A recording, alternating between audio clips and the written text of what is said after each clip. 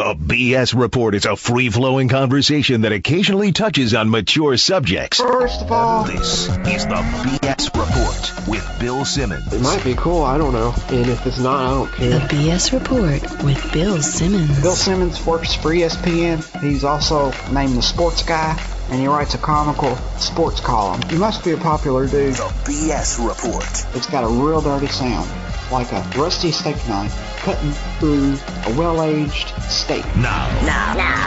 Here's Bill Simmons.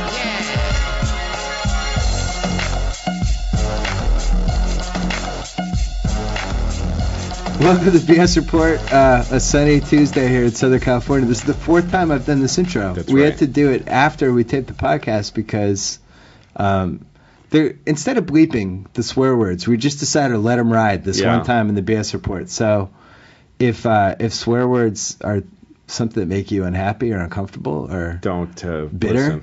just turn it off. We're gonna hold anything against you. But here, fresh off a 2-day media blitz, promoting his show Louie, which premieres on FX at 10:30 Thursday night.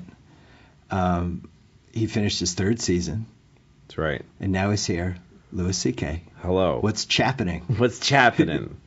Tell me about season 3. You said it was the hardest Yes. season you've had to do. It was the most difficult season we've done so far. It's just we did more logistical. We traveled. I did an episode in Miami. We did an episode in Boston. We did an episode. I went to China in one episode, and so the whole show. You went to China? Yeah, we shot in Beijing. I hate to give it away, but I can't keep it inside that I went to China. It was Holy such mackerel. a crazy thing. How long were you in China? Just 2 days. Shot it for 2 days and got the hell out of there. It's crazy. So, yeah, we did a lot. And we wrecked some cars. We do a lot of fun action in this season. And also there just was a lot of great actors and more. I wrote longer scenes and stuff. I just wrote more. I wrote the whole season before I started shooting. That was the smartest thing I did. But I've been shooting since February 1st, Yeah. clear through now. That was hard. Now, when you It was hard. finish, so you have this break between season 2 and season 3. Yeah, not much, but yeah. How long was the break?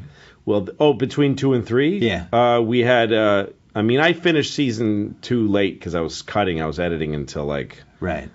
July, August or something. And then I had the fall. So going into season 3, are you thinking, here are the ways I can get better with this show, or are you thinking I need to take this in a new direction? What's your thought process? Well, as soon as the season is done, I never want to do the show again. Yeah. I don't want to do anything anymore. Right. It's exhausting. And so I just think I got nothing left for this thing. But you learn in emotional cycles in your life when you get older to I think I'm older than you, aren't I? Yeah, a little bit older, yeah. So what happens is you start recognizing those feelings and you don't believe them anymore. You just go, okay, here's the part where I feel like I never want to do this again. So just cool off and it'll be okay. Right. And then some time goes by and ideas start creeping up in my head. But I every year I want to completely exponentially improve the show. I want to take it in different directions. I want to get better at what we do as a show, how the show looks and how it's written. And then also I just wanted to keep being unexpected. So. Well, we talked about this last podcast, but you were in a weird position where the show was extremely well received. Yeah. Which can sometimes be a little dangerous. Sure. Especially for creative people, and especially for somebody like you who you kind of need that fear of failure and all that, and then you have all these people saying, great show, I love your show, and at some point that can be dangerous. It can. So what you do is you make it harder. That's why this season was harder. It's like if you do something everybody says you nailed it, then in order to keep that fear of failure, you got to make it hard. Next time you got to do a harder version. Right. Or change how you do it. Just change. Keep taking yourself out of your comfort zone. Right. Because I think an audience will let you have one victory lap. They'll let you, if they like what you did, they'll let you do it one more time. And then the third time, they're just like, fuck you. They just hate you for it. I don't remember if I can curse on here or not. You can definitely curse on here. Okay, so that's what they say. So between 1 and 2, you try to, you try to get a new, you go off season, you add a slider. If you have high heat and you go around the league once, And the next season, they're going to know you. You know what I mean? So you add a slider, you add off-speed pitches. So That's the Larry Bird rule. Every summer, Larry Bird would add one thing to his game. That's what you do, because the next time they have adjusted for you, and then they don't know. And it only takes one new element for them to not expect, not to know what to expect. Right. So if you have a great fastball, then all of a sudden, if they can time it, but if they don't know what's coming, the hitter's screwed. So season 3 is just all about full frontal nudity then. That's right. That's right. That's right. Repeated shots. Yeah. Just totally gratuitous. Yeah, season 3 is really interesting. There's some stories that take longer than one episode to tell. Oh, you haven't tried that before? Yeah, that's new. Yeah. That's new. So there's a couple of runs that are sort of not like a Melrose Place type thing where there's a cliffhanger at the end. Right? No, not at all. I started writing some stories that were taking me, and I'd get to the like sort of a page count where I'd be like, well, I'm not done, not even close. I'm just introducing these characters. And then I'd say, just keep going. Right. And we'll figure out later how many episodes it takes to tell it. It doesn't matter. And I wrote this. I have index cards on my desk when I'm writing. Some of them have story ideas, and some of them just have a phrase. And this season I wrote a card that said, "This can be anything you want." And I had that next to my computer the whole time. So I'd get to this is a 40-page story now. Most of my scripts are like 8 pages, 10 pages or something. This is 40 pages. And then I look at that card and go, okay, keep going. So I've got a few stories that take a little while to tell. Some are still 4-minute stories, So. Interesting. So it's like a get out of jail free card or something. Yeah, just do whatever you creatively. Want. As long as you make that work, as long as it's good. Right. Have you followed any of the Sorkin show started on Sunday, and it became an incredibly polarizing show on the internet? And as somebody, you and Sorkin aren't alike, but at the same time you are a little bit. You're both very creative, singular voices. What do you think of that? Because this also happened to Lena Dunham with Girls. Yeah, people got mad at her. And there was a backlash, and there was a backlash to the backlash, and there's a backlash to the backlash to the backlash. Yeah, it's great. It's great. You like all this stuff? You think it's healthy? I think anybody who has that going on is lucky. That's great. If you're sparking discussion amongst people, that's exciting. Yeah. That's what any art or culture should do. Just make people yell at each other and get mad and polarize. That means you did something really compelling. So you're pro backlash? Yeah, sure. People. Also, there's different ways of enjoying stuff. I used to love West Wing. That show to me was. I just loved it. I ate it up. I'm a big president guy. I love knowing about presidents. Yeah. So I wish I was a fly on the wall for every moment of every president. I've read books about presidents, and so that show was just right up my alley. And then movies he's made like the what's his name War. Charlie Wilson's War. I feel like he shat that out. I feel like he was literally taking a shit and he wrote it. And it's so good. It's so good. So this is a very gifted man. Right. And then he made a Studio 60 on the Sunset Strip.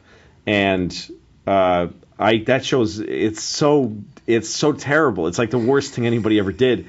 And I used to buy it on iTunes. Every time it would come out, I'd be like, yeah, I'd download it. I'd walk around with joy inside of me, knowing that I was going to get to watch Studio 60 on the Sunset Strip. So you hate watched it? Yes, and I enjoyed. I anticipated with more glee watching that show than any show I ever liked. Unparalleled. There's never been a show in my life where I've been like, ooh, there's a new episode, I can't wait to see it. And Studio 60 on the Sunset Strip was so embarrassing and just wrong and took such big bad swings. Yeah. That I couldn't stop watching it. What was interesting was the pilot was excellent. I actually liked the pilot. I was just, my jaw was on the floor. Who do you fucking think you are? Comedy writers signing autographs? What fucking arrogance. And to have it done with all this Baroque Sorkin writing, this really dense, beautiful, rich writing of just garbage, it's incredible. So this show that came out recently, I've been watching the promos and going, oh, let me add it. I don't know, I haven't seen it. So I have no idea if it's any good or bad. Well, if you felt that way about Studio 60, this one's going to... I'm so excited, and I'm letting them pile up. Because I know that when I know... This is literally how much I love that negatively this stuff is that I know I've strategized this. I don't want to watch it while it's airing. Yeah. Because I'm going to get irritated if I watch one and I hate it. I'm going to want to see episode 2 right away. I'm going to want to binge watch them. Binge hate watch. Yeah, binge hate watch. Interesting. That's a good. I actually like the pilot. All of this is with a tremendous respect to Aaron Sorkin. He's, I mean, Jesus, the You Can't Handle the Truth movie. What is it? Few Good Men. I mean, come on, man. Like, he's done enough that he'll never outweigh. Social Network and American President. Yes, and all his 2 failures were just spectacular, juicy, gorgeous, polarizing. Oh God. There's something to be said for that.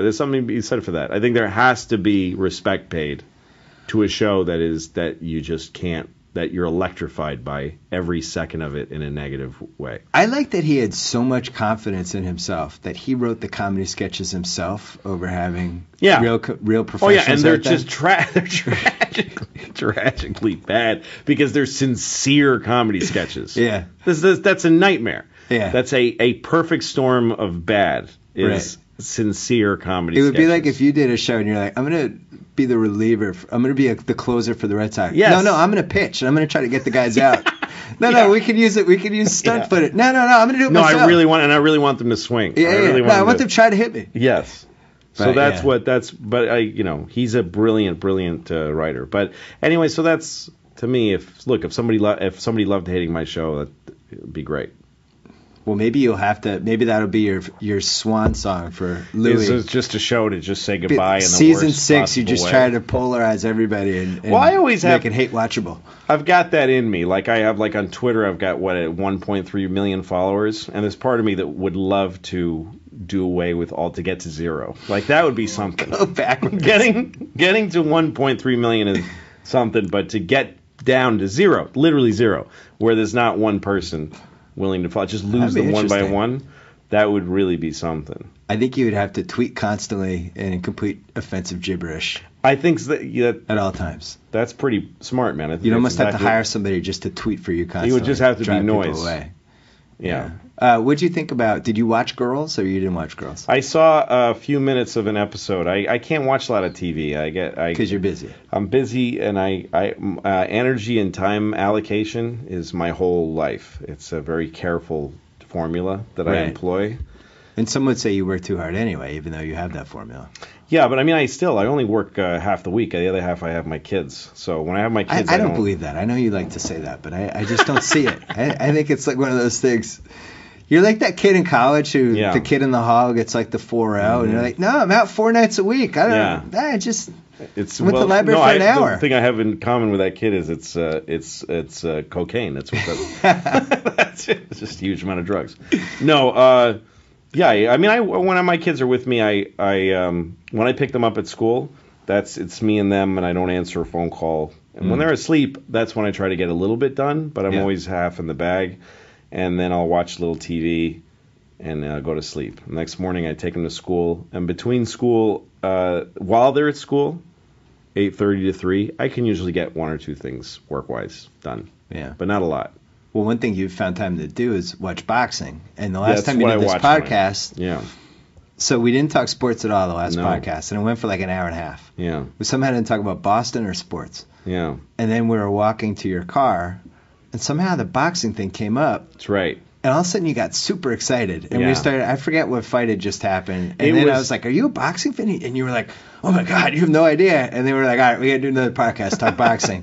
And now this crazy thing just happened with Pacquiao and the judges. And boxing always seems to find its way into the limelight for horrible reasons, never for good ones. Yeah. And this was a good case of that. That's true. There's no great wins that anybody cares about. There's never boy, did that guy give that guy a thumping and it's on the front page. Or like when you have like the Corrales Castillo type of awesome fight that all the diehard fans are just, and it's almost really hard to even get that to trickle into the mainstream media. It is now, Mickey Ward and Gotti. That's another one, those great fights. Yeah, I trained with Mickey Ward for a while. I met him on a movie set and. He lives in Lowell, Massachusetts, where he grew up, and I was shooting a movie with Ricky Gervais there, and he was driving vans. He was working on the crew, And Mickey Ward was working on the crew of the movie? He was a teamster on the show. He's driving one of the passenger vans. Was this, what year? It was the movie was Ricky Gervais' movie, Invention of Lying. It must have been 3 years ago or something. Oh. And they were starting to work on the Wahlberg movie. The Fighter. But I work in boxing gyms. I work out. That's how I get ready for stuff. That's how I stay in shape when I am in shape, which I'm not often. But that's how I prepare for things that are important to me. And so I met him, and I was like, you're fucking Mickey Ward. And I told him I work out sometimes with boxers. And he said, I'll train you. If you want, I'll try. I got a gym. I work with some kids in the area, and I'll train you. So I started going to his gym when I was working on this movie in Chelmsford, Massachusetts. He had a little tiny setup, and he started training me. And then I started getting ready to do the special Hilarious that I did, and I took him on the road with me. I paid Mickey to come with me, and we traveled in a bus around the Midwest, and we would stop every day and train, and then I'd do my shows at night. He came out here with me, and we worked out in Freddie's gym. I don't even know how to react to this. Have you ever talked about this? I don't think so, no. Wow. Not really. Mickey and I went to Freddie Roach's gym, and I worked out there, and then he let us, because I was with Mickey, and he's a god to boxing people. So when they closed down, because Pacquiao was training for, what's his name, the British kid? Ricky Hatton. Ricky Hatton. He was training for that. That's when this was. So they shut down the gym for that, but I got to stay with Mickey. So I got to watch Pacquiao train. And but Mickey was a huge gift in my life. You know, he's a great guy. About once a month I get a call from him just saying hi, you know. Right. But he taught me stuff about getting through things, and about, like, one of the first questions I asked him was, what about when you get to a fight and you're not ready? You're not in shape. He goes, cancel it. You don't get in a ring if you're not ready. Just don't do it. It isn't done. Right. You don't fight unless it's all. But he told me a great story that I don't know if he's ever told anybody this. I think it was the 6th round of the second Gotti fight. Gotti hit him in the temple really hard, and he blinded him. And he went back to the corner blind, just seeing nothing. And he didn't want anybody to know because he didn't want to stop fighting. So he just sat there, just hearing voices and feeling himself being rubbed down and talked to, and he hoping that it would come back, but the bell rang and he still couldn't see anything. And then he was scared that he would look stupid and walk out to, like, the wrong part of the ring or something.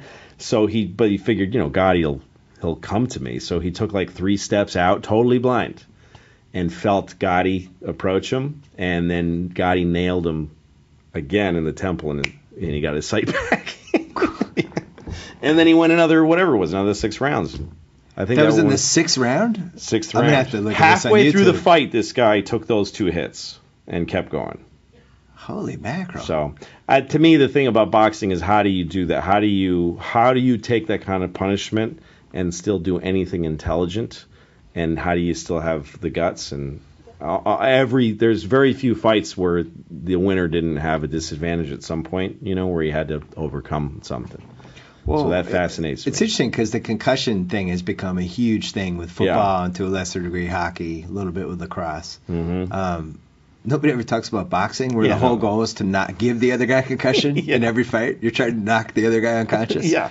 And now that we know more and more about concussions, like, it makes sense that people say Muhammad Ali has Parkinson's, and maybe he has a form of it, but I'm sure getting punched in the head by that's if Ken you punch Norton a guy in the and head for his whole life. then There's going to be repercussions. It's going to look kind of like Muhammad Ali. Yeah. Right. And especially, like, the last, I'm going to say, 6 years of his career, his strategy was basically, I'm going to let the other guy punch himself out. That's right. I can't get knocked out. I'm just going to let him throw haymakers. Well, that's what Ali's Rumble in the Jungle, that whole thing, that taught me an enormous lesson that I'm still living by. Because when Ali was a young man, he was good enough to win. He just was good enough. Even despite himself. It didn't matter what he did. He just had the lightning fast reflexes and great eyes and just ability. So he couldn't be beat. He was like a god. But then when they took all that away from him, and then when he came back, he didn't have that anymore. So what he had to win, he had to dig deep, and he had to be man enough to win. Like, he had to know how to win intelligently. Right. And what he figured out was, if I can withstand an enormous amount of pain, Right. and still be willing to fight, then I'll win. That's what it takes. I thought the lesson that he taught you was not to invite your wife to Zaire when you're in a hotel room with your mistress the entire time, because they might run into each other. No, that I learned from James Brown. But yeah. So that's what that's to me. I'm 44. I'm competing with people younger than me, and it takes a lot of energy to do what I do. And so I try to think like him. And also some of it is technical. Like I learned from boxing trainers that when you're on the ropes, there's a thing that happens that happens to me in my job sometimes, where you get so exhausted that you call on your muscles and they won't do it. That's what you see that happen in boxers. Like you just their arms are just kind of like barely so going like out your there. comedy muscles. Yeah, or just getting through a week of production, whatever it is, whatever the big thing is you're doing, you go, okay, you try to do a reflex and your muscles won't go because you've totally ripped yourself to pieces. Right. So what I learned from this boxing trainer, this guy I'm working with now, is that if you lay on the ropes, you can't completely rest, you can't stop. So you lay on the ropes, which gives you like a 7% rest. You know what I mean? Like it takes like 7% of the weight off of your ankles and your body. And the trade-off is you get hit harder. If you're on the ropes, you can't escape the blunt force of the hits. So you trade exhaustion for pain. I'm no longer exhausted, but I'm getting hit really fucking hard and it hurts. Right. But I'm resting. It doesn't feel like you're resting. But if you ever try it, boxing like that, you take the hits and you lay back a bit. Then you come off the ropes, all of a sudden you have energy that just wasn't there before. Like it's. So you're actually you're really sparring and getting hit and stuff. Yeah, I spar. What weight class do you go with? This guy I work with, his name is Raul Frank. He was a really good fighter at one point, and he's older now, but he trains with me, and he's a middleweight. If a heavyweight hits me, it hurts really, really bad. Right. It hurts a lot.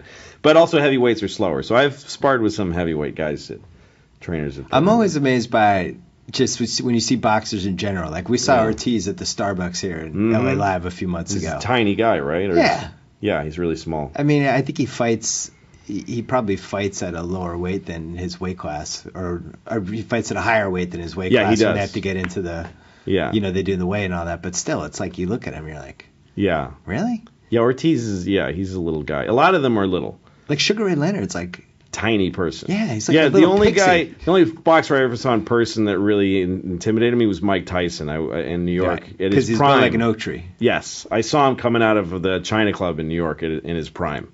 Well, you haven't seen the Klitschko's then. What's that? The Klitschko's are the I've ones never who are seen them in because they're like 6'5". I mean, they seem like, all right, those are guys that seem like the heavyweight champ. Yeah, that's just, and it's like they're impossible. No one's ever going to beat them. They kind of ruined heavyweight boxing. They kind of did, yeah. Yeah, it wasn't fun. It's like boxing with a tree. It's like, who gives a shit? It turned boxing into a different sport, which is, can you knock down this piece of metal? Like, it doesn't... Well, this is why, I mean, everybody said this, but we need a boxing czar. And one of the many reasons we need a boxing czar is they should have created a super heavyweight class to deal with the Klitschko's, basically. Mm-hmm. Like, I don't know what it would be, like 225 and up. Yeah, because heavyweight is endless, right? You can be like 1,000 pounds. It's ridiculous. They carefully arrange these 9 or 10 pounds per class, and then it gets to heavyweight. It's like, all right, after this, doesn't matter. It's a 230-pound guy against a 700-pound guy. Yeah. It's stupid. They should have a heavyweight and then a super heavyweight. They should. You should have to try to stay in heavyweight. Right. It shouldn't just be a thing like go ahead after that. Because Lennox Lewis was the first guy that it kind of felt unfair. Mm-hmm.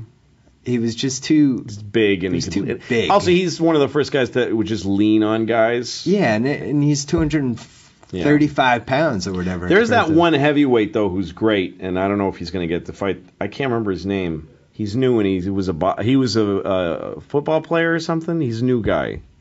Oh, has he fought anyone yet? Yeah, he's just recently. He's won a couple of really great fights. He's tough as hell. He's a black guy, and he either played football or some other sport well, and then he switched to boxing. I was going to bet anything that it wasn't a white guy. No. Balboa, I think, was the last one. Yeah, that was it.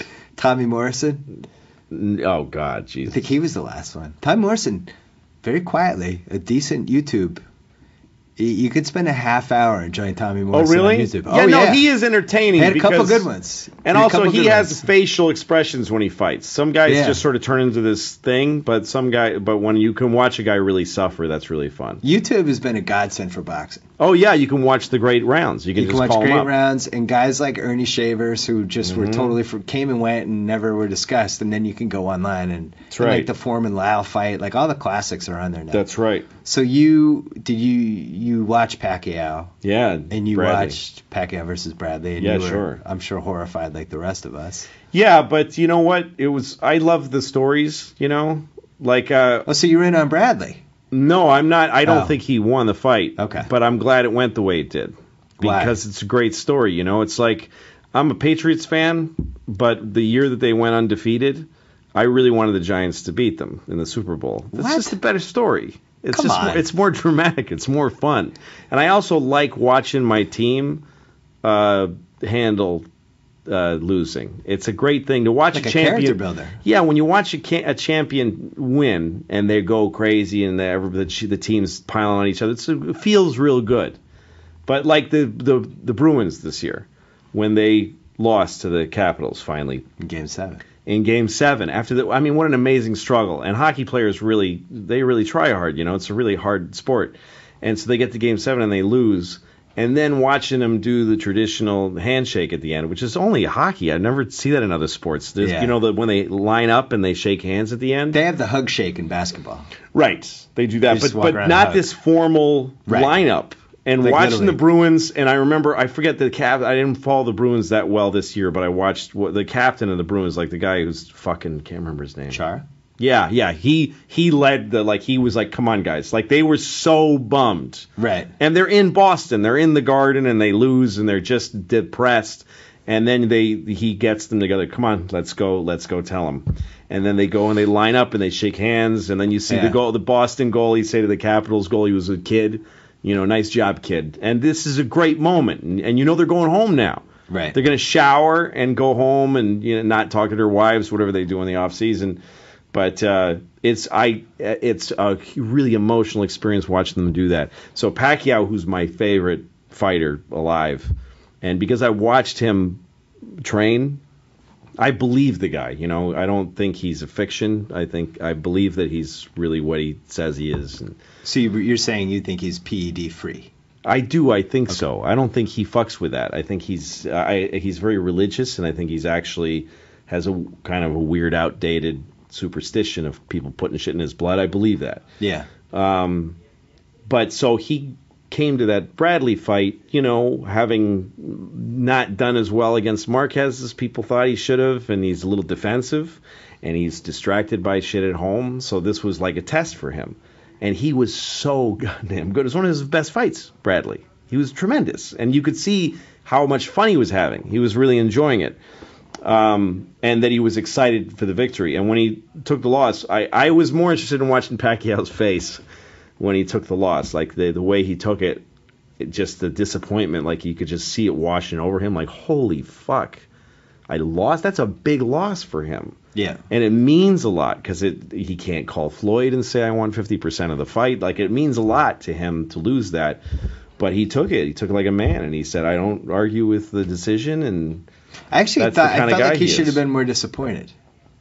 I think he was tremendously disappointed. No, but I mean, I feel like he should have been done a couple of those. Like, what? Like a what? No, just I looking, hate watching glancing that. around. I hate watching that. Well, and also, by the way, he could have knocked him out.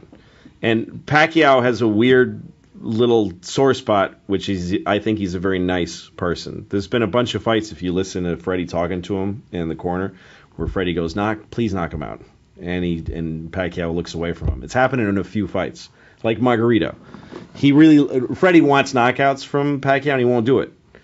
I actually thought he took the last couple rounds off because he was like, I'm ahead. Yes. I'll carry this guy the last couple rounds. Yeah, I did enough to win already. That's right. Yeah. He doesn't like knocking guys out. I think he really doesn't like to do it. It makes him feel bad. It's a fucking violent thing. Right. To hit someone so hard that they lose consciousness. I think I invent in my head, but I believe that when he knocked out Ricky Hatton, really, that was like I think that was his last one. He knocked him out. He knocked him out. He was snoring. Yeah. The seconds afterwards, Ricky Hatton was. Is he dead out? Yeah. That was real. I think it hurts Manny to do that. I think it's a hard thing to do. He just likes boxing. He likes the flurries. Yeah, he enjoys the athleticism of it. So I think, but it's his fault he didn't get. I don't believe that it's this huge, like whenever a hitter swings at strikes 1 and 2, and then the ump calls him out on 3, that's his fucking fault. You put yourself in a position where an ump could take that away from you. Totally. You know what I mean? I just wish Bradley he didn't knock him out, and he also done a little bit more. Yeah. Yeah, Bradley's not. He's not as good. He's just not. And he took a lot of punishment. He threw half as many punches. He had no power whatsoever. No. He fractured his foot in the 4th round. That's right. And was kind of, although we didn't know he was hurt, but I mean, I guess people are arguing. Some people are now trying to. There's a everything's about backlash now in 2012. Yes, there's a backlash now to the backlash to the decision. That's right. Saying that no, Bradley actually controlled the fight. There's this great 14-minute YouTube clip that I saw on like WorldStarHipHop.com, whatever that site is, where they broke down all the punches that Pacquiao missed, but Jim Lampley thought he hit. Right. And I guess that people are trying to make the case it's like a Hagler-Leonard thing, which is the most polarizing fight of all time. Yeah. Where, nobody will ever agree. And on who won that again, fight. just like Sorkin and Lena Dunham, it's as exciting. That's why I'm glad it worked out that way. Yeah, and he'll fight him again, and he'll ruin him. He'll kill Bradley, I think. And I'm going to say I won't pay for it, and then I will. You'll say you won't pay for it, but you will pay for it. Oh, I'll definitely pay for it. Of course you will. But I have to put up my whole 4-month charade of how I'm not going to pay for it. This is it. They're not getting my $60. You guys can go to hell. But it works. You see, it really works. Yeah, it works. It was very smart. And then I'll set up Mayweather will be out of jail by that time. I think Mayweather's going to. I used to be on the Pacquiao side. Yeah, but I think Mayweather will beat him. I feel like he's underrated now. Well, I think Mayweather against Cotto was his best fight in a long time. He was amazing in that fight. He was really great, and it's really interesting because he really liked Cotto. Like it was, he usually just makes fun of these guys. Yeah. Like when he fought Oscar and he came out in a Mexican sombrero. He's such a dick, Right. But he liked Cotto too much to go that far with him. Like he was kind of gentle with him. There's a great moment if you look at the video of the weigh-in for Cotto and Mayweather. Cotto is like he's a real old-fashioned Puerto Rican guy, Yeah. And, he sleeps with that big guy and stuff. Like, he sleeps with a man during training, like, who's like his friend, because he's like a kid. Cotto's like a kid, What? And he's like, did you watch 24/7? You gotta watch those. I don't think I saw the part where he slept with he sleeps in a bed with a guy. It's not a gay thing. It's just like two friends sleeping in a bed. It's a massive friend of his. It's like guy's like 600 pounds. He sleeps in a bed with him. But Cotto during the weigh-in was wearing these little kind of underoos. Like, boxers always wear these, cool boxer brief, you know what I mean? Yeah. Or they wear like a G-string and try to act like a, whatever. But he was wearing these little kind of colorful underoos, like chones, they would call them, and if you're Hispanic. Right. And they're funny. I mean, you couldn't not notice it. And Mayweather was standing next to him, and you could tell he was he was being respectful, but he kept looking away from him and trying not to laugh. Like, oh my God. But that fight was, it was amazing. Mayweather took some punishment, and he's such a smart fighter. He's really, really smart. I feel like Pacquiao may have peaked like 3 years ago, unfortunately, or 2 or 3 years ago. I don't think so. When was the last time he fought a fight that made you go, whoa?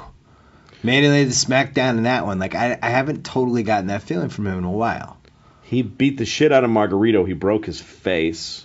And Margarito's a guy who doesn't stop. I feel like 2 years before that, though, he would have just finished him.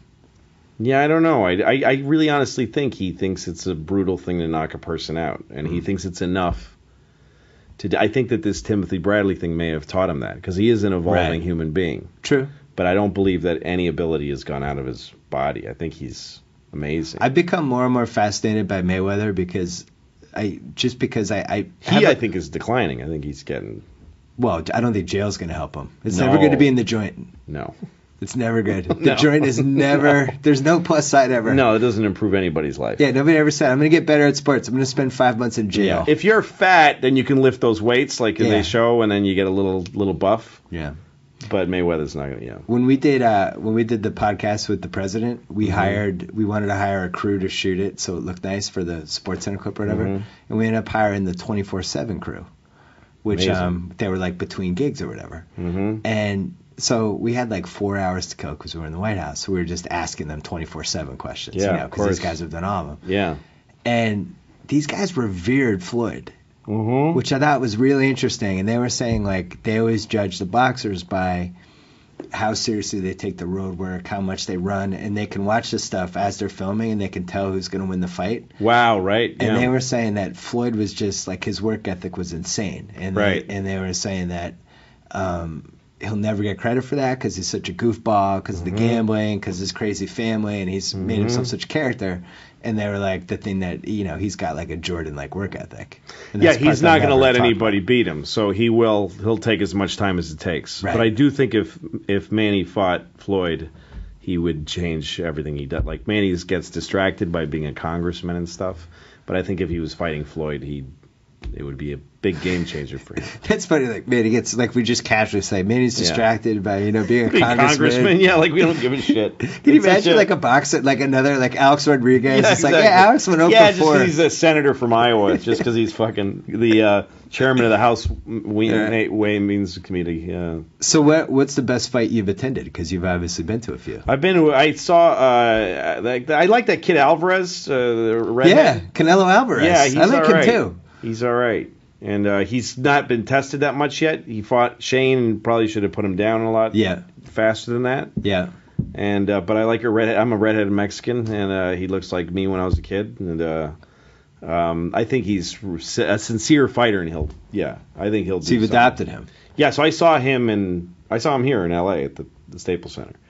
And then I saw Cotto and Margarito.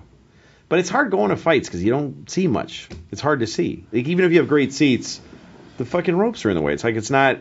I like the energy. Like, Cotto and Margarito in Madison Square Garden was amazing because the Mexicans and the Puerto Ricans. Oh. It's the people around you. I barely look in the ring. Yeah. It's just it's just a war in there. And it's beautiful to watch. And there's fights constantly. Oh, yeah. Constant beer getting thrown on people. Well, plus the gambling. You throw that part in, too. It's like people, like, cheering their brains out. that they've actually put way too much of their... Yeah, my wife's going to kill me if you lose. Please. One of the greatest experiences I ever had as a kid was my dad took me to see Leonard versus Hearns, the first fight in the Boston Garden. Closed circuit.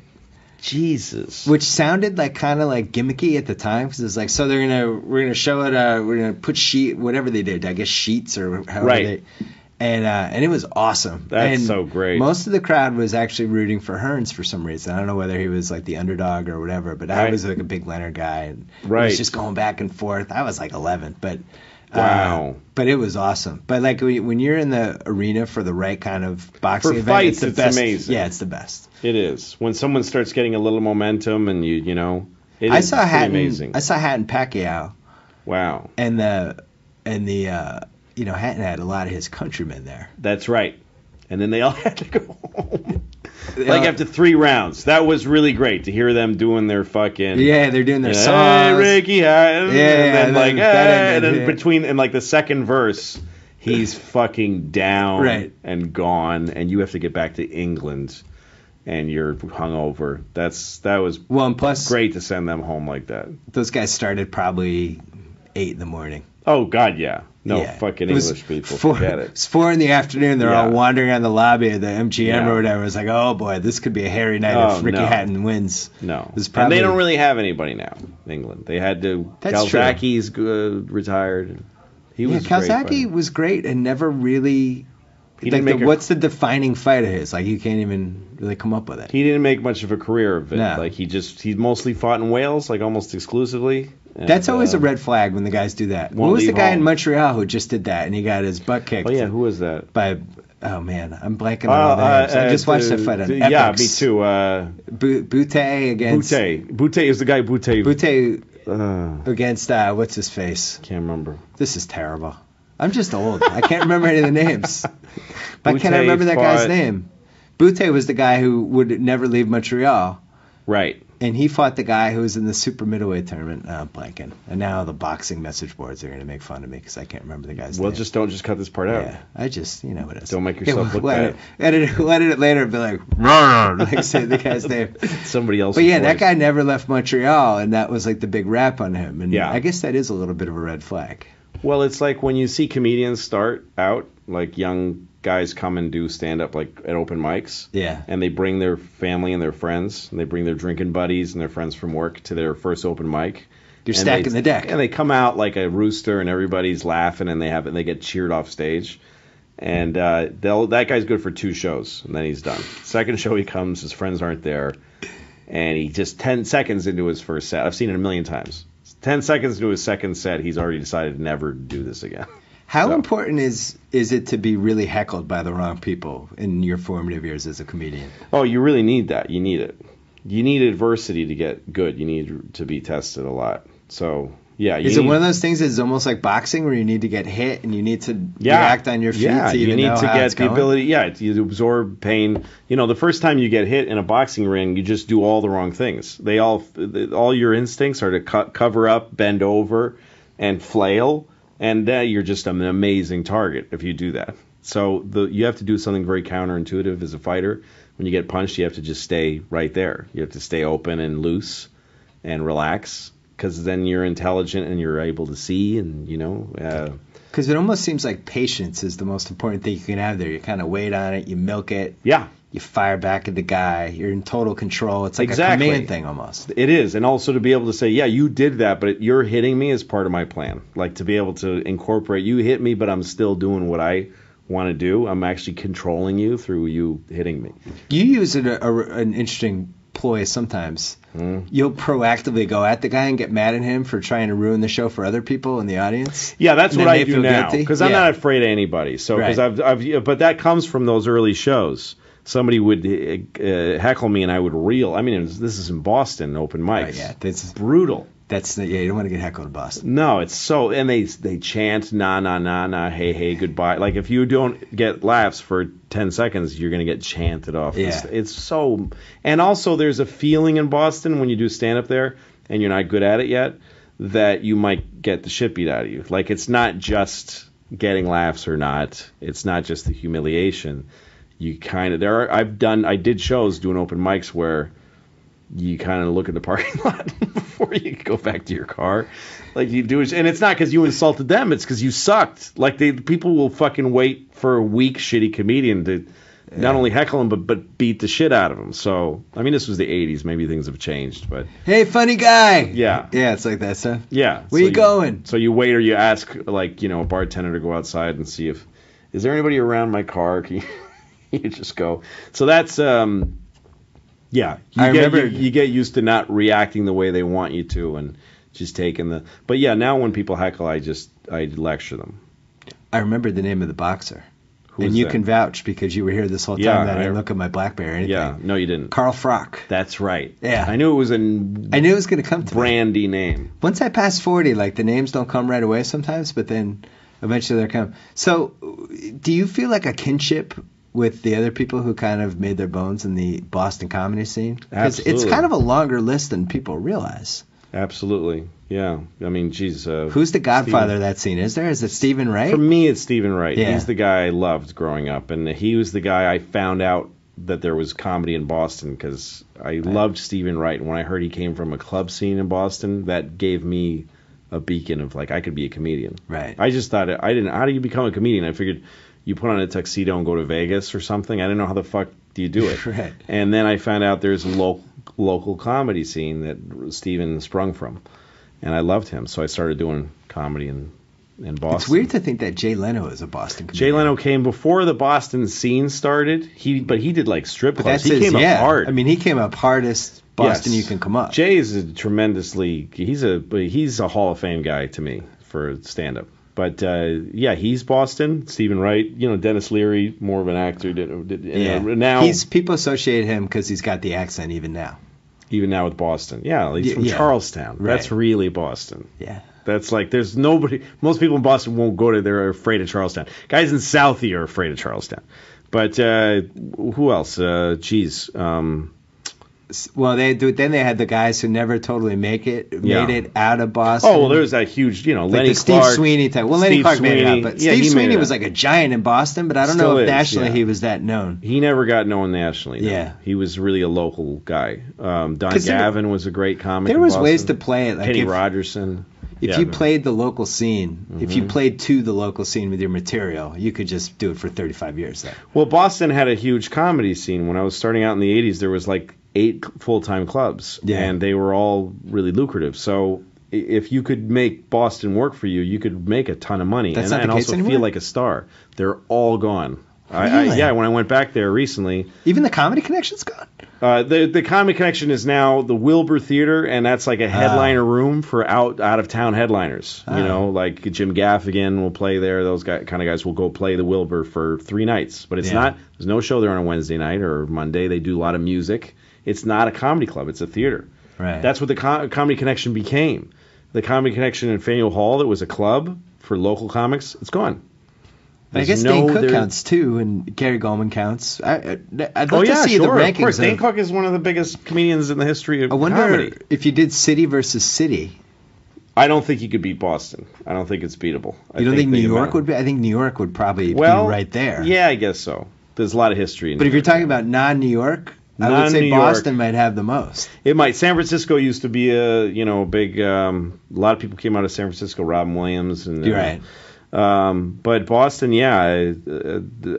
God, there were so many guys, and when I started, there was an enormous amount of great comics in Boston. So what's it like to go back? There was a huge bar to go. It just recently was really weird to go back. I went for a walk. I was staying in the hotel in the Commons, so I went. Warrenton Street was the street in the district in the theater district. That was the Comedy Street. Nick's Comedy Stop, and like 6 doors down, the Comedy Connection. That's how close they were to each other. Bitter rivals. Oh, and by the way, the Combat Zone. Not Yeah, that far right away. in the worst Yeah. neighborhood. Yeah, could not have been a worse neighborhood. So those 2 clubs were the 2 that were always there. And then there was Stitches out in the college market, and there was Play It Again Sam's was this place that was just and then Harvard Square there was Catch a Rising Star, which was a huge club, sold out all the time. These were amazing places, and there was always shows going on. Yeah, 7 days a week. And I went down there, and Nick's the awning is still up. And it says who's there Friday and Saturday, but the awning is years old. No, it's not Nick's anymore. It's a dance club, but they just haven't ripped the awning down. It's just gone. And the Comedy Connection is Blue Man Group. I think my mom might have gone to Nick's in the late 70s after. Yeah, that was a rough. That was a rough. That was like a disco at one point, right? What was? Yeah, it's been a lot of things, and it's I hope she wasn't there when it was a rough place. It never wasn't. It was a place, a lot of shit. I was the last time I was booked at Nick's Comedy Stop back in the 80s. It was always hard there. It was always give me a stomachache working there. Really tough guys. So I was watching Don Gavin, and he was on before me. And he wasn't booked. He was a superstar in Boston, and he wanted to go on. So he asked the MC to introduce him as this is his first time on stage. He was just goofing around. So he went on stage and he acted nervous, and he's one of the best comedians ever. And some fucking big college kid started heckling him, and he's acting nervous, but he's coming back beautifully. So it's an amazing spectacle because people think this is his first time on stage. Yeah. And he's destroying this kid, just destroying him. This college kid was about 6'5", literally. And the kid's getting madder and madder, and he's taking his tie off because he can't handle how mad he's getting. And I'm watching that, and I'm telling the bouncers at Nick's that guy's gonna do something. Yeah. And sure enough, he rushed the stage, and he punched Don and beat the shit out of him, and the whole place turned into just a melee brawl. And the cops came in and started clubbing people. It was crazy. And I'm standing against the wall going, this is what I do. Oh my God. So you went back to film. To filmed an episode of my show there, yeah. And this was the first Boston scene you filmed for Louie? Yeah. I filmed in front of my house that I grew up in. And I wasn't playing it as my house, but we needed a suburban street, and I said, let's just do it in in front of my house. That's awesome. It was weird to go back to the town. Newton is where I really grew up. It was weird to go back to the town I grew up in and have the police cordoning off. They gave us the downtown Newtonville, like this little area that I grew up in. Newtonville, yeah, they blocked it up. They had barriers. There's about 30 cops working for us to give us, the space to work in. And the Newton police used to arrest me when I was a kid. I was in jail there like a million times. So it was weird to have them. I'm taking pictures with the cops. And yeah. It's surreal. It's a weird moment in life. It sounds like we had Dustin Penner on here, and we were talking about the Stanley Cup. And so these guys get the Stanley Cup, and they get to take it. Take it home, yeah. Yeah, people think it's like, they're going to party with the Stanley Cup. What they really do is they take it to their hometown. They're all from these little tiny hometowns in Canada. That's right. And it's the biggest day of the last 10 years for any of those towns. It's tremendous. Yeah, because they just homecoming. Basically. We have to talk about this this ticket thing you're doing. Yeah, that's the big new thing. That's crazy. Last time on the podcast, we were talking about how... That's right. It was the same your thing. pension of deciding that the middleman really doesn't need to exist. You just reach fans directly. Because I was here when we were just starting that. You're doing your comedy special, $5. I had just gone on line. $5, that's it. You get to watch it. Mm-hmm. Now you've decided that this might work for selling tickets concerts on the road. For you. Yeah, because that thing. I mean, when I was here with you, we had just gone on line with that, and in 12 days, it made $1 million, and it keeps selling. Right. That worked. That was a success. Totally. Yeah. You were very happy with how that worked out. Yeah. The most 100% success ever of my life. Right. And you cut out everybody, which made it even better. Yeah. Well, I gave a lot of money to the people who worked for me. Right. But I mean, there was nobody. It was just you and your fans. That's right. That's it. That's right. Because when you... Well, all right. So that worked really well. And then I started thinking about tickets. I want to go on tour. And I get a lot of emails from fans saying... I try to keep my ticket prices low because about 2 years ago, I decided I make enough as a comedian. Like, I don't need to make more than this. Right. When you're making TV or movies, it's different because you're getting money from a big corporation to make a thing. And they can decide how dumb they are, how much money they want to give you. You know what I mean? So if somebody wants to pay me $10 million to be in a movie or something, that's their crazy math, right? And they're still going to charge the same movie price. The same movie price. Right. But on the road, if you keep inflating your price, the fans are paying it. There's nowhere else to get the money. And once you get to a point where I'm doing theaters, and I'm a partner with a theater. I'm not being hired by a theater. You know what I mean? Like I pay them rent, and then we split profits. That's how it works. So if I want more money, they'll give it to me because they want to fill the theater, but then they'll jack up the prices. And for some comedians, that's a point of pride. There's some comedians or bands that you have to pay $100 to see them. And I think that's like a status for them. Like, hey, I'm a $100 ticket, Right. I can get that price. I can get $100. Yeah. Well, okay, when I got to about $40, $45 tickets, and the amount of money I saw that I was getting for that was like, that's plenty for me. That's a lot of money for performing for an hour of work. That's a stupid amount of money. So now the direction I need to go in is people need to pay less. Because most of the money they were paying was for ticket charges. They are a crazy amount. I mean, like on a $35 ticket, you'll sometimes have $15. It's like almost half the ticket price.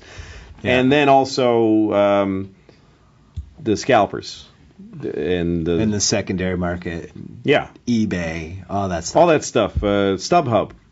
All those companies which are, really bright, smart people who are, providing a service to people who want to be able to get tickets whenever they want them.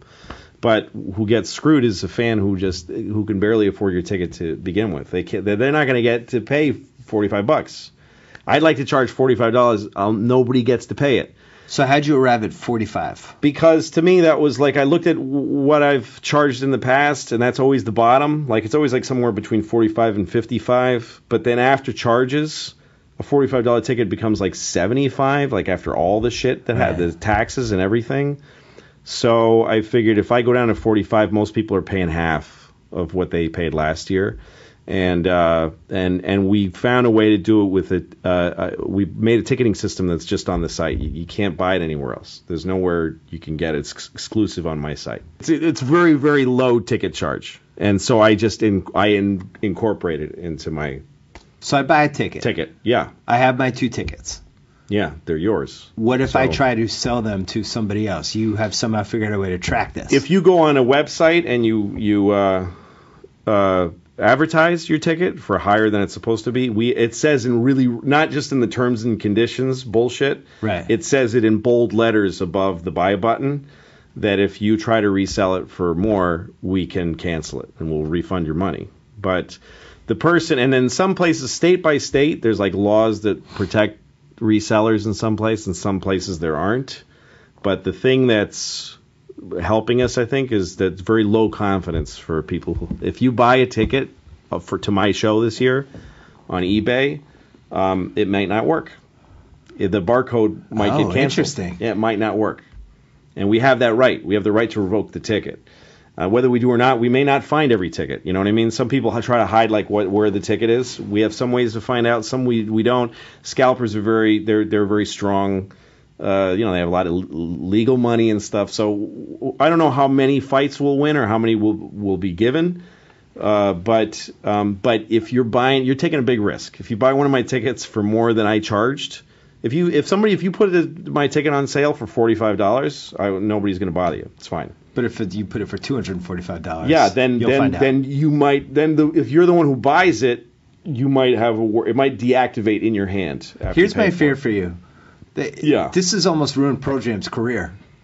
Once they got involved with worrying about the ticket prices, remember that all of a sudden they started making their worst music ever. I just want to make sure that doesn't happen. Yeah. So here's what my worry was this: the power of the big ticket brokers and which again these are very very good. These companies do great work. Okay. But they just charge a lot. They've charged a lot. So whenever you start charging a lot, there's a room now for the market to come up underneath you and charge less and compete with you. So that's all it is to me. But when I thought of doing this, they have a lot of reach because they have a tremendous bank of emails and everything. Big tentacles. They've been doing this for a while. Yeah, so they can. If I go on the road, those companies can blast out to emails and sell my tickets with a lot of. Okay, so I was worried would I have the same ability? This is a big tour. I'm playing some big rooms. And the answer is yes, you will have the same ability because in 2012, it's very easy to market yourself. That's right. You would not have been able to do this in 2001. I don't think I could have. Yeah. And I mean, we're 20 hours in now to the last time I checked. It was 20 hours. We'd sold 75,000 tickets. Wow. We sold out San Francisco 2 shows at Davies Symphony Hall, which is a 2,700 seat room. Sold out both shows in an hour. And we've added 2 shows to those, late shows for both nights. They're gone. We've sold out, I think we've sold out 15 shows out of the original 30. We've sold out half the tour in less than a day. See, when and you're we've added describing shows in almost every city. This is the biggest fear for book publishers, for people who are in the ticket industry, people who run music bands and singers and people like that. Bypassing the middleman is actually possible in 2012. It is. It totally works. I mean, anything I was afraid of, it totally works. If you have enough Twitter followers and you have a Facebook and you can go on 4 or 5 TV shows and radio shows and podcasts or whatever, you can get the word out. Yeah, and by the way, we did this with no advertising, zero advertising. What I did to sell these tickets, you're the first person I've talked to about it, and in person. I did Jay Leno, but most of the tickets were sold before that aired. You pushed it on your Twitter feed, right? I didn't even tweet about it when most of these tickets had sold. Really? I sent an email blast out to the people who bought the Beacon special. Smart. So you kept all those email addresses. I have 220,000 email addresses that are all very willing people because on my website, when you opt out, if when it says like, do you want to opt in or opt out to the email list, most companies check opt in for you. They tell you that they sneak it in there. Yeah, they check it. So if you want out, you got to really be paying attention and make sure. And by the way, I've learned a lot through all this stuff. One thing I learned, like I buy some shit from clothing companies sometimes online, and I always opt out. Don't send me anything. Yeah. And they always send me stuff. And I always wonder, like, how are they getting away with that? It seems illegal. Yeah. But if you read opt-out messages, they don't say, don't contact me. They say, I'd prefer it if you didn't contact me. Oh, they fudge it. Yeah, so you preferred it, but you didn't tell us not to. So mine says you have two choices. One is leave me alone, you fat idiot. And the second one is I'd like to hear if you have something else to sell in the future. And you have to click on yes. So my whatever it is now, 220,000 email subscribers really want the emails. All people who would probably go to one of your concerts if they bought your... So they all got tweets. They all got an email from me just saying tickets are there. We put it up, and then we just sat there. I didn't tweet about it for a while and didn't spend any money on advertising. And the tour will be sold out with added shows. Yeah. I don't know. It would probably take a week. It's almost gone. And these shows don't start till October. There's shows that are happening in January that are just gone. They're just gone. In Washington, D.C., all these places, they're just Dallas. This is interesting. I do think you've stumbled onto something that I think is going to start to keep happening. Well, here's the thing about it. It's hard to do. It was really hard. How many people are working for you? One guy did most of it. Mike Berkowitz is my agent. Mm-hmm. He's like 27 years old. He's a kid. And he's the smartest person working for me. Like, I used to have a Hollywood agency, and I fired him a long time ago. Because this kid, he's just this kid in a leather jacket, and he's just, Right. On my show, I have an agent who's like 12 years old. It's based on... I figured that was... On him. He's not like that in person, but he's that young. He's really young. Yeah. And he's very unassuming, and he'll just be like, I just had this idea, But, I mean, for doing the tickets this way was my idea, but he executed it. Like, he went to every city in America that we wanted to play and had to find venues that were willing to do this. Because they're risking pissing off. Yeah. And some of them can't. Like, I couldn't play, last year I played the Beacon Theater in New York. I can't touch it. And you're not in Los Angeles. No, I'm not playing Los Angeles. Yeah. There wasn't a good venue. There wasn't a venue. We couldn't make the deal with the venue in L.A. We finally found some obscure theater. I forget what it's called. But then the dates they had didn't work. But we couldn't make it. Nobody wanted to do it. And next time around, probably more people will be willing. I have a feeling, the world's going to shift in a way where more and more people will be receptive. Well, what makes me happy is that all these venues, this is the thing. I'm not really in competition with the big companies because they already have the venues locked up. Yep. They're paying them to stay with them, and they have this great, thriving system. All I'm doing is going to other venues that they don't care about. I'm playing someplace in Savannah, Georgia. I don't know, Savannah, Georgia. I'm playing Savannah, Georgia because they were like, hey, we'd love to do it. Yeah. So I'm so thrilled to be playing places like that. None of them have corporations next to them. None of these places I'm playing. None of them are like these big venues where you watch it on, you're watching a comedian. You don't want, I wanted to play MSG. Like that would have been exciting for me to play Madison Square Garden, and I could have played it. I mean, we put 5 shows on sale at a place called the City Center in New York. And it's 2,500 seats. So what is that? What's 2,500 times 5? That's 12,500. Okay, we sold that many tickets like in about 12 hours. 5 shows are sold out in New York, just gone. So we're adding 5 more shows. MSG would have been nice. It would have been really nice, but I'm doing more shows. I'm doing 10 shows instead of 1, but I'm making way more money than I would have made at MSG. Like, tons more. You could add Stephen A. Smith as your Howard Cosell for Frank Sinatra main event type of situation. Exactly. But here's the thing. If I'd done it at MSG, then my fans would have paid easily. Yeah. Lowest ticket would have been twice the price, and it would have gone up. And then most of them would have gotten them on StubHub for like $500 on the day of the show. Right. And they would have had to go into MSG and go up a ramp and sit with a LeBron James cup or whatever it is, with a Carmelo Anthony cup, drinking a soda, watching me on a big TV. Yeah. Because I'm too far away to really look at. To me, that's I would have made a lot of money. It would have been cool to play MSG, but... That actually I'd rather do this. I'm doing 10 shows at the City Center. It's a ballet theater nobody's ever heard of. I couldn't play the Beacon because MSG owns the Beacon. That brings up an interesting point, though. What is the maximum amount of people you should have for a comedy show that's a realistic number for everybody to enjoy it? I would say 2,500. 2,500 is a sweet spot. I have played, the biggest room that I've played that I really loved was the Chicago Theater. How many was that? 3,600 seats, and I did 2 shows there in one night. And you felt like the person on the way back, you could still... I felt really great, but that's how I felt. Right. I did get emails. I get a lot of feedback from fans through Twitter and emails. I don't answer them, but I read them, and they always tell me what happened. And I always hear like some guy ruined it for our whole section. Like that's one thing I got from Chicago. There was a drunk guy in the back section. He ruined the show for like 150 people. By that doing left your jokes, angry. or No, like just just being being loud. drunk? And I didn't hear. He's one Right. of 3,500 people. I didn't hear him. I didn't have the awareness to police him.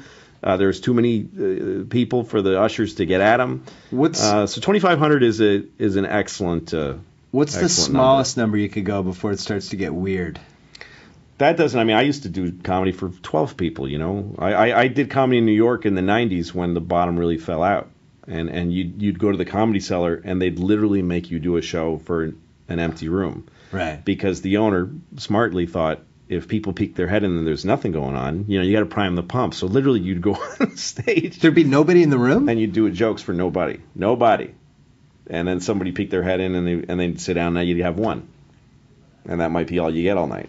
And he just had he did that. He kept us alive. Like I remember it was a guy named Manny Dworman who owned the Comedy Cellar. He died, but Manny we thought of him as an ogre. He's making us do shows he kept comedy alive all those years. If he hadn't done that, his club would have closed. And now it's a thriving. I shoot my show there, but Wow. yeah. So there's no bottom. There's no, you know. That's interesting. You shoot your show there. Yeah. The other thing that's changed since the last time we saw you, you hired an editor I did. Yeah. for Susan season Morris. 3. Yeah. Yeah. You finally decided. Yeah. That was the one thing that was too hard to keep doing. That seemed like it was a little crazy. Yeah, I love the creatively. I love the editing, Yeah. and I do think it's like where you become Jay-Z and you really mix the show. So Yeah. it's like when you really make it happen.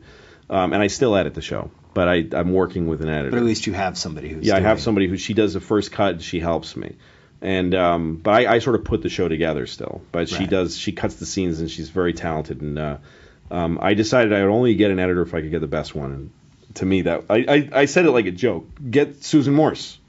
Let's start there. And Right. when she says no, we'll work our way down the system. And she said yes. She was around. You know, editors are not rock stars. They just work for the money. They're not as highly regarded as they ought to be. I think. Thank God for me. I'm lucky. It sounds like how we got the 24/7 crew. It's like, really? We can get the 24/7 exactly. crew? They're like, yeah, well, they're between 24/7s. Let's why get the them. fuck not? Yeah. No, she's great. And I was turning in episodes that weren't as good as that. It was the one job I was starting to do poorly because of the workload. It was slipping. So what? Without giving anything away, what characters from season 1 and season 2 have reappeared in season 3, if any? The kids are still there, and they're strong in the 3rd season, and they're growing and they're interesting. And outside of them, Nick DiPaolo's in a few episodes this year. Just he's got a bit of a presence. I always have Todd Barry throw something in, but then not any real big characters. There's none of my sisters that have been on the show are in this season. No Chris Rock? Chris is in. Chris is in an episode. Yes, all right. He's in one episode. How about Pamela, the Pamela's not in non-love interest? Not in this season. No. Okay. Not in this season. She's out? That airport scene was that. That's it. She's out. That was it. Yeah. No, this season's very different. This season's really different. Doug Stanhope's out? Doug Stanhope, no, he's gone. I mean, We assume he just drove off the bridge at the end of the show. The end of him. He's gone. They're still peeling him off the telephone pole. Yeah. But there aren't a lot of people that carry through. There's a few. Maria Bamford, who's one of my favorite comics. She's very unheralded. Yeah. She's in 2 episodes, so she's got kind of like a little arc. Parker Posey is in a few episodes. She's got kind of like an arc through the season. Melissa Leo is in 1 episode, and she's tremendously good. I always liked Parker Posey. Yeah, she's really she was unique. the darling. She was one of those darling of the indie scene, Yeah. quote unquote, people for Yeah. like 5 years. She had a big run with that. Yeah, I never cared about indie movies much. I never cared about them. But when Parker and I did a table reading of a play together for a charity. Yeah. And I'd never met her or worked with her. And she just, when you do a table reading for a charity, you don't go rehearse or do much. You just sort of show up and do it. And so I watched her sort of kind of squint at this script and make a decision of how to play this character. And she was tremendous as this therapist woman. She just was so good.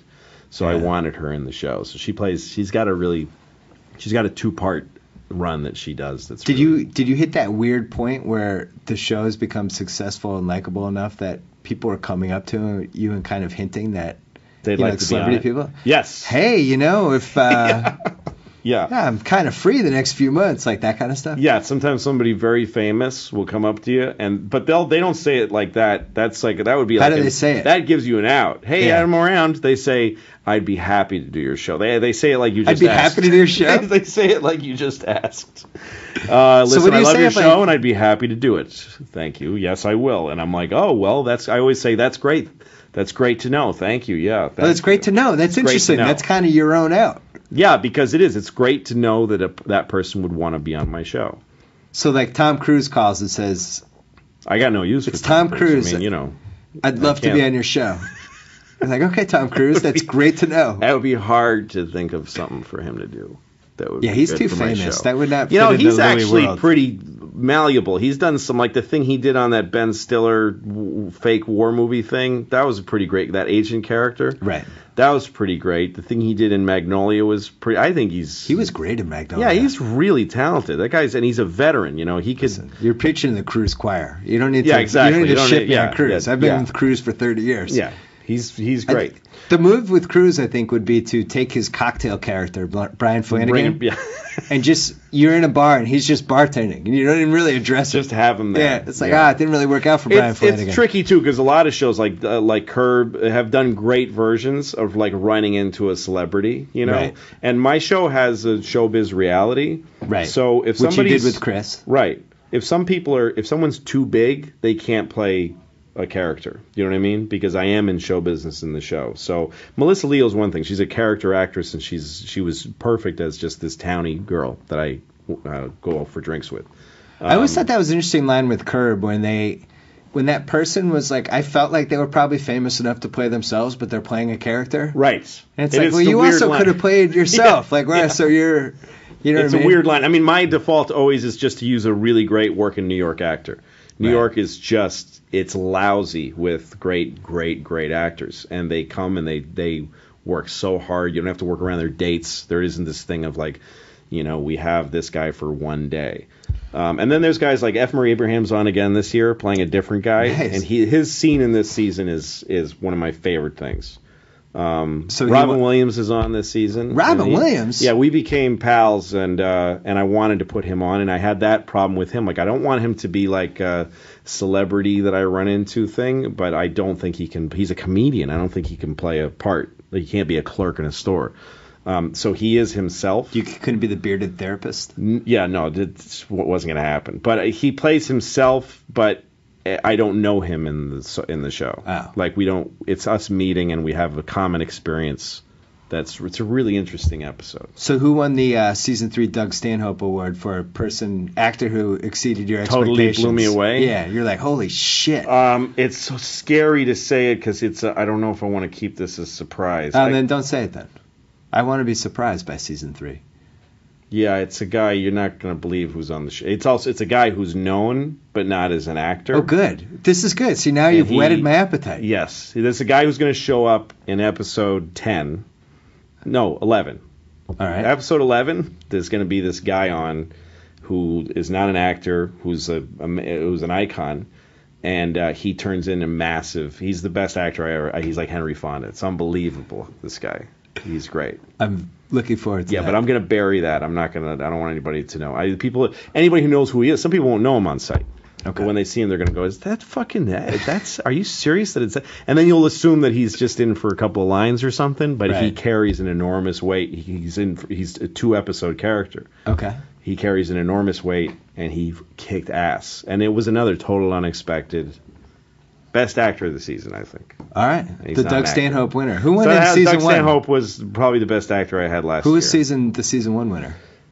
Fucking Maybe don't there was remember one. season 1 anymore. Yeah, it's too far away. Yeah, there wasn't. You know what? Maybe Tom Noonan from the God episode, the guy who tells us how Jesus got killed. That was pretty great. I've been with him since Manhunter. Yeah, yes, he was awesomely weird and creepy in Manhunter. Do you see? Yeah. This is a butterfly. Do you see? So maybe Pacquiao in season 4. That would be nice. Yeah. I would have Pacquiao on after sure. he loses Congress. He Sure. loses to Mayweather. Yep. Bringing this full circle. No, you're going to be really surprised who's on this year. There's a ton of people on, and you're going to be surprised what they do. Jerry's on. I can tell you Seinfeld's on because it fucking leaked out. But Jerry does something that he's never done. Good. Jerry's totally different than what he does. He's not that sarcastic, aloof guy. It's a whole other fucking move from Jerry. And I think it'll be a new thing for him. It's pretty great what we got out of Jerry. I'm excited. So 10:30 Thursday night, Every FX. Thursday, starting this Thursday. Starting Thursday. And then the site is Louie CK. LouisCK.com for the tickets. So LOUISCK.net. That's right. And that will have all the tour dates. All the tour dates. Not LA. How many cities? I don't know, like 25 or something like that. But a lot are gone. A lot of tickets are. You can still see me in Tulsa, Oklahoma. You know, all right. We're doing okay there, though. Come on, people of Oklahoma. Yeah. Thanks as always for your time. Good luck with season 3. Thank you, man. All right. Thanks. So I get to sign off. Whoa! Thank you for downloading the BS Report with Bill Simmons. Too much fun. Check out more podcasts at the iTunes Music Store or at Pod Center at ESPNradio.com. Peace out.